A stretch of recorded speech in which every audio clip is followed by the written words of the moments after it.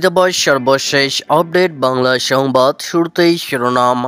শুরুতেই জানিয়ে দেব একটি গুরুত্বপূর্ণ ভয়ঙ্কর সংবাদ। দুর্নীতি ও অবৈধভাবে ক্ষমতা দখলের দায় এড়াতে পারবে না অন্তর্বর্তীকালীন সরকার। আন্তর্জাতিক আদালতে ডক্টর ইউনূস সহ ৬২ জনের বিরুদ্ধে অভিযোগ দায়ের করা হয়েছে। বেরিয়ে এলো নতুন এক ভয়ঙ্কর চাঞ্চল্যকর তথ্য, যা জানলে আপনাদের চোখ কপালে উঠে যাবেই। থাকছে বিস্তারিত প্রতিবেদনে। এরপর জানিয়ে দেব হাসনাত আবদুল্লাহ, সার্জিস আলম সহ প্রধান ৬ সমন্বয়কের বিরুদ্ধে ভিসা নিষেধাজ্ঞা। থাকছে বিস্তারিত প্রতিবেদনে। আরও জানিয়ে দেব এবার জামায়াত বিএনপি একযোগে ডক্টর ইউনূসের বিরুদ্ধে পদক্ষেপ। থাকছে বিস্তারিত প্রতিবেদনে। এবং সবশেষে জানিয়ে দেব এবার রাজধানীতেই হাসনাত আবদুল্লাহকে হত্যার অভিযোগ। থাকছে বিস্তারিত প্রতিবেদনে। এতক্ষণ শিরোনাম শুনছিলেন, এবার বিস্তারিত। দুর্নীতি ও অবৈধভাবে ক্ষমতা দখলে দায় এড়াতে পারবে না অন্তর্বর্তীকালীন সরকার। আন্তর্জাতিক আদালতে ডক্টর ইউনূস সহ ৬২ জনের বিরুদ্ধে অভিযোগ দায়ের করা হয়েছে। বেরিয়ে এলো নতুন এক ভয়ঙ্কর চাঞ্চল্যকর তথ্য, যা জানলে আপনাদের চোখ কপালে উঠে যাবে। অন্তর্বর্তী সরকারের প্রধান উপদেষ্টা ডক্টর মোহাম্মদ ইউনূস সহ ৬২ জনের বিরুদ্ধে আন্তর্জাতিক ফৌজদারি আদালতে অভিযোগ দায়ের করা হয়েছে। শুক্রবার নেদারল্যান্ডসের হেগে অবস্থিত এই আদালতে রোম বিধির ১৫ অনুচ্ছেদ অনুযায়ী অভিযোগটি করা হয়। সিলেট সিটি কর্পোরেশনের সাবেক মেয়র আনোয়ারুজ্জামান চৌধুরী অভিযোগটি দায়ের করেন। শুক্রবার ব্যারিস্টার ও সলিসিটর নিজুম মজুমদার, ব্যারিস্টার মনিরুল ইসলাম মঞ্জু, গভ ওয়াইজ লিমিটেডের চেয়ারম্যান এস শাকির উদ্দিনের পক্ষ থেকে পাঠানো এক প্রেস বিজ্ঞপ্তিতে এসব তথ্য জানানো হয়। তাদের ঠিকানা হিসাবে ল ভ্যালি সলিসিটর, কালাম হাউস, স্টারফোর্ড উল্লেখ করা হয়েছে। প্রেস বিজ্ঞপ্তিতে বলা হয়, কোটা বিরোধী আন্দোলনের নামে অবৈধভাবে ক্ষমতা দখল করা ইউনূস সরকার গত ৫ থেকে ৮ আগস্ট পর্যন্ত বাংলাদেশের বিভিন্ন স্থানে আওয়ামী লীগ ও তার বিভিন্ন অঙ্গ সংগঠনের নেতাকর্মী, বাংলাদেশে বসবাসরত হিন্দু, খ্রিস্টান, বৌদ্ধ এবং পুলিশ বাহিনীর উপর নির্মম গণহত্যা ও মানবতাবিরোধী অপরাধের মতো আন্তর্জাতিক অপরাধ সংগঠিত করে। এ সময় হাজার হাজার মানুষকে হত্যা, ধর্ষণ, দেশ ত্যাগে বাধ্য করা এবং লাখ লাখ ঘরবাড়ির সম্পদ ইত্যাদি বিনষ্ট করা হয় বলেও অভিযোগে উল্লেখ করা হয়। অভিযোগে প্রায় ৮০০ পৃষ্ঠার তথ্য ও নথিপত্র প্রমাণস্বরূপ যুক্ত করা হয়। ডক্টর ইউনূস ছাড়াও ৬২ অভিযুক্তের মধ্যে আইন উপদেষ্টা আসিফ নজরুল, স্বরাষ্ট্র উপদেষ্টা লেফটেন্যান্ট জেনারেল অবসরপ্রাপ্ত জাহাঙ্গীর আলম, পাট ও বস্ত্র উপদেষ্টা ব্রিগেডিয়ার এম শাখাওয়াত হোসেন, পরিবেশ উপদেষ্টা সৈয়দা রিজওয়ানা হাসান, তথ্য উপদেষ্টা নাহিদ ইসলাম ও ক্রীড়া উপদেষ্টা আসিফ মাহমুদ সজীব ভূঁইয়ার নাম উল্লেখ সহ উপদেষ্টা মণ্ডলীর সকল সদস্য। অভিযোগে বৈষম্যবিরোধী ছাত্র আন্দোলনের মোহাম্মদ হাসনাত আবদুল্লাহ, সার্জিস আলম, আব্দুল হান্নান মাসুদ, সাকিব আল হাসিব আল ইসলাম, আবু বাকের মজুমদারের নামও উল্লেখ করা হয়। হাসনাত আবদুল্লাহ, সার্জিস আলম সহ ৬ ছাত্রনেতার ওপর ভারতের ভিসা নিষেধাজ্ঞা শীর্ষক একটি সংবাদ রোববার প্রকাশ করে দ্য মিরর এশিয়া। ওই প্রতিবেদনে বলা হয়, বাংলাদেশের ৬ ছাত্রনেতার বিরুদ্ধে ভারতবিরোধী জনতাকে উস্কে দেওয়া এবং ভারতের জাতীয় স্বার্থবিরোধী কর্মকাণ্ডে যুক্ত থাকার অভিযোগ এনেছে নয়াদিল্লি।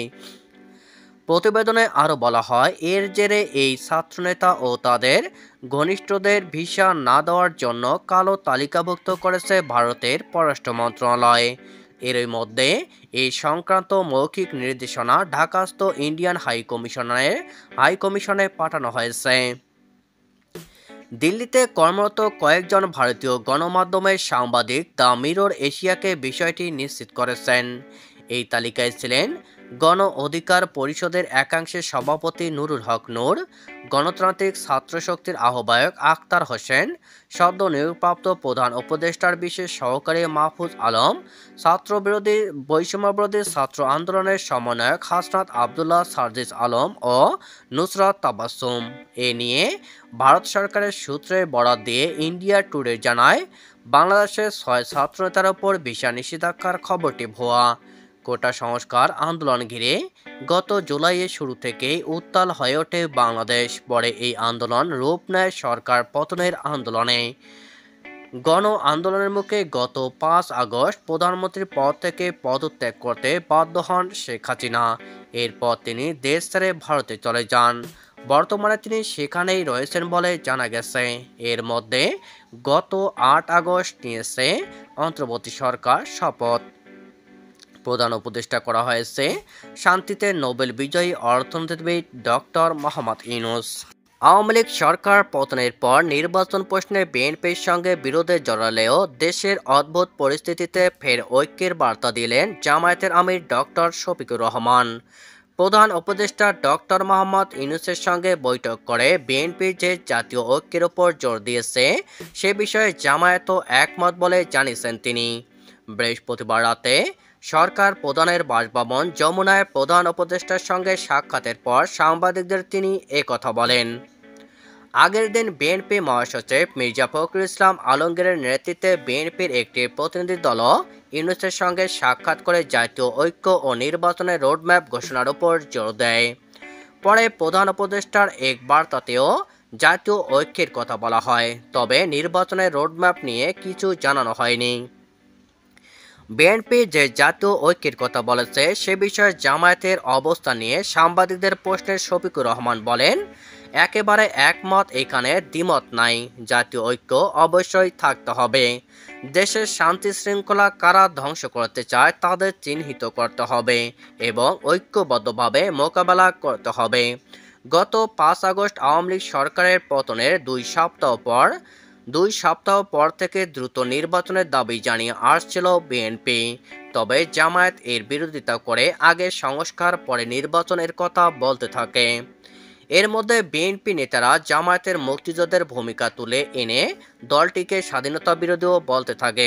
পাল্টা চালে জামায়াত নেতারা বিএনপির নেতাকর্মীদের বিরুদ্ধে আনে দখল ও চাঁদাবাজির অভিযোগ। তবে সরকার পতনের 3.5 মাস পর দেশে আইনশৃঙ্খলার অবনতি, ছাত্র ও শ্রমিক অসন্তোষ, অর্থনৈতিক কর্মকাণ্ডে ভাটা, রিজার্ভের পতনের মধ্যে হঠাৎ করে পরিস্থিতি উত্তপ্ত হয়ে উঠেছে এক হিন্দু নেতাকে গ্রেপ্তারের ঘটনায়। এর মধ্যে রোববার বিএনপি মহাসচিব মির্জা ফখরুল ইসলাম আলমগীর বলেন, এই বাংলাদেশ তিনি দেখতে চাননি। 5 তারিখের আগে এই বাংলাদেশ ছিল না, 3 মাসেই আসল চেহারা বের হয়ে এসেছে বলেও মন্তব্য করেন তিনি। প্রধান উপদেষ্টার সঙ্গে কী বিষয়ে আলোচনা হয়েছে জানতে চাইলে জামায়াতের নেতা বলেন, আমরা দেশে বিদ্যমান পরিবেশ পরিস্থিতি নিয়ে কথা বলেছি। আগামীতে দেশ কিভাবে শান্তির শৃঙ্খলার মধ্য থেকে একটি কার্যকর নির্বাচনের দিকে আগাতে পারে সে বিষয়গুলো নিয়ে আলোচনা হয়েছে। দেশ আমাদের সবার, দলমত নির্বিশেষে সবাই মিলেমিশে জাতীয় ঐক্য কিভাবে আরও শক্তিশালী করা যায়, প্রশাসনে আরও কিভাবে গতি আনা যায়, এই সমস্ত বিষয় নিয়ে আলোচনা হয়েছে। পাশাপাশি দ্রব্যমূল্যের ঊর্ধ্বগতি, যেটাতে মানুষের কষ্ট হচ্ছে, এটাকে লাঘব করার জন্য কী পদক্ষেপ নেওয়া যায় সে সমস্ত বিষয় নিয়ে আলোচনা হয়েছে বলেন তিনি। আইনশৃঙ্খলা পরিস্থিতি নিয়েও আলোচনা হয়েছে জানিয়ে জামায়াতের আমির বলেন, দেশের সাম্প্রতিক ঘটে যাওয়া কিছু বিষয় নিয়ে আলোচনা হয়েছে। এই সকল আলোচনায় আমরা একমত হয়েছি যে দেশবাসীকে সাথে নিয়ে দেশকে সামনের দিকে এগিয়ে নেওয়ার চেষ্টা করতে হবে। শফিকুল বলেন, দেশের স্বার্থবিরোধী কর্মকাণ্ডে যারাই জড়িত থাকবে তাদের অবশ্যই আইনের আওতায় আনতে হবে। আইনের আওতায় এনে দেশের শান্তি শৃঙ্খলা ফেরাতে হবে। এর জন্য প্রয়োজন হচ্ছে সর্বোচ্চ জাতীয় ঐক্য। দলমত ধর্ম ভিন্নতা থাকবেই, এটা খুব স্বাভাবিক, কিন্তু জাতীয় স্বার্থে যাতে আমরা ঐক্যমত্য থাকতে পারি। এবার রাজধানীতে বৈষম্যবিরোধী ছাত্র আন্দোলনের আহ্বায়ক হাসনাত আবদুল্লাহকে গাড়ি চাপা দিয়ে হত্যা চেষ্টার অভিযোগ উঠেছে। আজ বৃহস্পতিবার 28 নভেম্বর রাজধানীতে যাত্রাবাড়িতে তার গাড়ির পেছনে একটি ট্রাক ধাক্কা দেয়। সামাজিক যোগাযোগ মাধ্যম ফেসবুকে দেওয়া এক পোস্টে এমন অভিযোগ করেছেন বৈষম্যবিরোধী ছাত্র আন্দোলনের নির্বাহী কমিটির সদস্য রশিদুল ইসলাম রিফাত।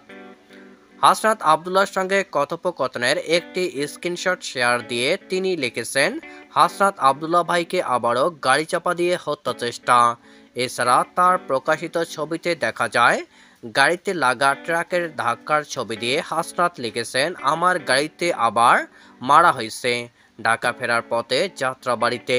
এর আগে গতকাল চট্টগ্রামে অ্যাডভোকেট সাইফুল ইসলাম আলিফের কবর জিয়ারত শেষে ফেরার পথে হাসনাত আবদুল্লাহ ও সার্জিস আলমকে ট্রাক চাপা দিয়ে হত্যা চেষ্টার অভিযোগ ওঠে।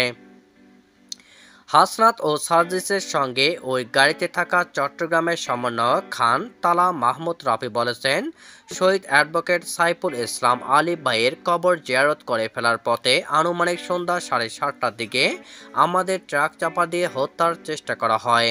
আমাদের নিরাপত্তা ঝুঁকি আছে, আল্লাহ আমাদের হেফাজত করুন। পরে এক সাক্ষাৎকার ঘটনার বর্ণনা দেন হাসনাত আবদুল্লাহ।